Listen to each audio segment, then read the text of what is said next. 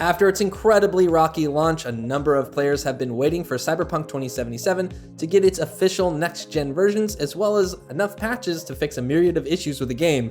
And well, maybe the wait's over. Yesterday, CD Projekt Red announced they would have a live stream today, and true to their word, they broadcasted for about an hour this morning, announcing the release of the Cyberpunk 2077 next-gen update, as well as patch 1.5 for all versions of the game. And there's also free DLC. The official Cyberpunk YouTube channel posted 4 videos today, actually. The VOD version of the stream, 2 30-minute raw gameplay videos for the Xbox Series X and PS5 respectively, and a new trailer for the next-gen update. There's a lot to talk about with the update, so let's get into it. First off, the update for 1.5 and the next gen version will be applied automatically unless you're playing the PS4 version on a PS5. Then you've got to go and download that PS5 version manually.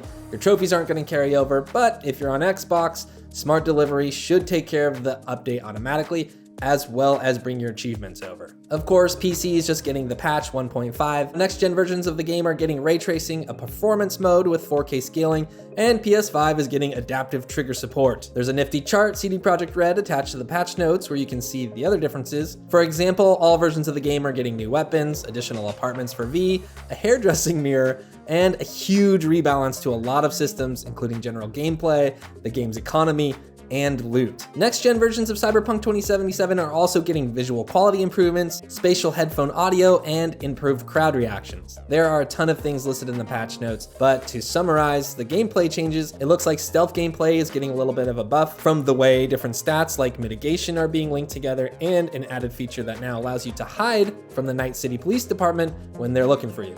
Of course, it's not just as simple as buffing stealth, because even the stealth tree itself is being renamed to ninjutsu to better reflect some of the changes they've made to the abilities in the tree. And it looks like with some of these other changes, they're going to give players the option to play less of a cover-based game when it comes to combat and more of a kind of in-your-face or fast-paced shooter. It also looks like there's a number of fixes to how cyberware and its related abilities work, and there are a ton of updates for combat that just affect how NPCs behave. Actually, there's just a lot of changes, updates, and fixes to NPCs in general. Moving on, the patch notes also include tons of updates for weapons, UI, quests, the driving model, and the open world overall, including a new standing system for fixers. Basically, V can now have like a reputation or standing with fixers throughout Night City. According to the notes here, new fixer gigs will appear gradually in sets as your standing increases, and a fixer will offer you another set of gigs only after the previous set is completed in a given district. Once you complete them all, then you get a special reward. As for the free DLCs being added to the game, these are mostly small bite-sized things. I think I wouldn't consider them like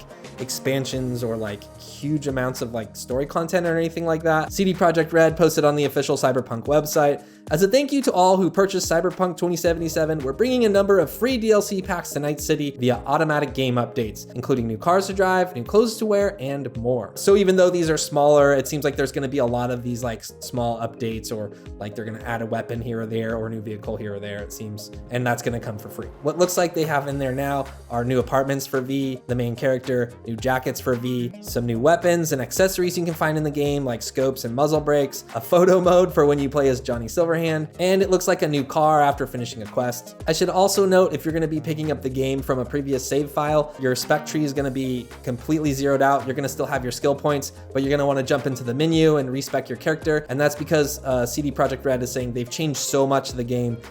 It wouldn't make sense for you to kind of keep your loadout the same as it was before. You're going to want to make some new considerations because there's a lot of rebalancing going on. A lot of abilities have changed. They've removed some completely that people didn't like, and they've added some new ones, apparently. This is a pretty substantial update, and people who have got their hands on it have said that they've enjoyed what they've seen so far, and it seems like a lot better version of the game.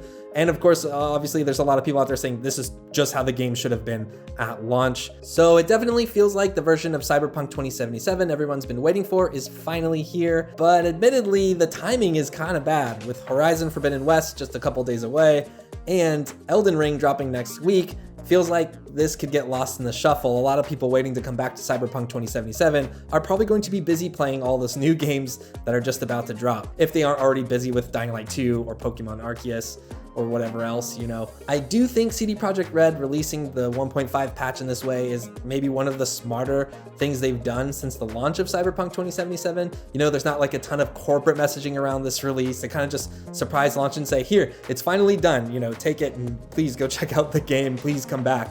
But, you know, the timing isn't great. Obviously, I think the stream was really well done and fun to watch, where CD Projekt Red developers are excitedly talking about the changes and walking through. There's stuff in there that's not even in the patch notes, so if you're interested in Cyberpunk 2077 or interested in going back, I recommend watching that stream if you're really curious about all those differences. It's all in there. All right, that's gonna do it for today. Let us know if you're excited to jump back into Cyberpunk 2077, or if you think you're just gonna be too busy with all the new games coming out. Thanks for watching, everyone, and hopefully we catch you in the next video.